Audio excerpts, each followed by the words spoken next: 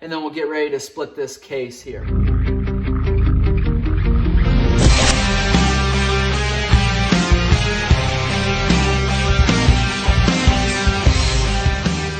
All right, tearing into the clutch side on a Arctic Cat 500, also going to be identical to the Suzuki Vinson 500. This is a Suzuki motor, so this video will work for any of those models.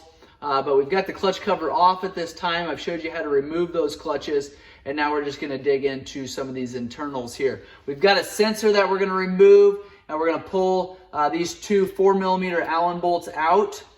Got these out. Now we're going to be able to pull that sensor. Going back together, obviously this gasket's going to need to be replaced there. You're going to put this grommet into that groove there, and then you're going to lay that gasket on top of there. Clean this gasket area up really good before going back together.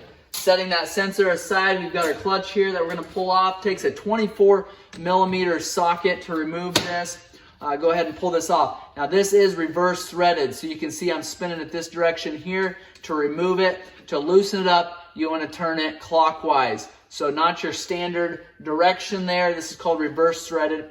Going back together then, obviously take this nut, you're going to spin it the other direction. That's going to tighten it up. So kind of weird when you're pulling that off of there, but you want to make sure that you got that going the right direction. Go ahead and remove this clutch. I'm going to keep this nut together with it because our crank nut looks real similar.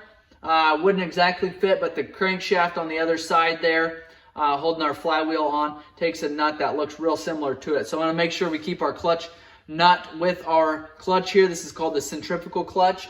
You want to inspect these shoes here. A lot of times that's what goes bad on these. These just wear down. So if you've got some major clutch slippage, check that part of your clutch out. We've got our cam chain here, very long chain, goes all the way from here all the way up our cylinder through our head around our camshaft clear up here. So kind of a longer chain there.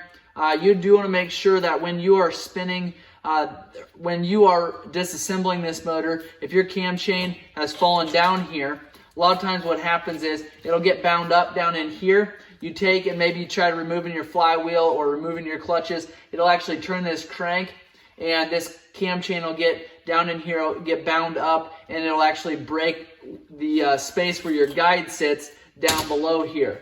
Your guide coming in from your cylinder head there will actually sit down into that groove there. Hopefully you can see that there, your camera angle, but there's a groove on your crankcase where this guide's gonna sit. So that's why that groove is there. You cannot have that broken and your motor still function properly. We've got our oil pump here, obviously our oil filter here, and then we've got a crank balancer gear here. This is a 14mm, and I like to take and hold my crank. Your impact driver is not going to be stronger than your hand in this case. It's got a lot of gears to turn, so you can actually just take your hand, put it on here, remove that, then we can take our bolt, pull that off of there, and our crank balancer gear can just be pulled up just like this.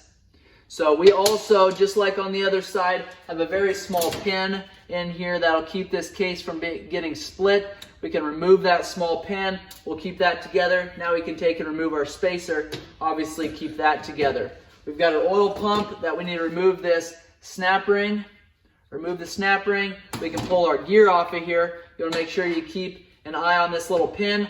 And then there's also a little washer that sits down here. You want to make sure that that doesn't fall off. You can leave that there. We're going to remove our oil pump and kind of put some of these parts back together anyways, just to keep them all together. All right, moving this back cover off here, we've got an Allen wrench. I like to use this again to start it. It is a 6mm. So set it on there, break these loose, then we can grab our impact driver, 6mm, take and turn these out of here. Once we get those removed, we can pull these bolts. We'll take and remove this. And you can see there we've got our shaft that goes all the way through there. And this is just a cover for that shaft. So we'll set that aside for now.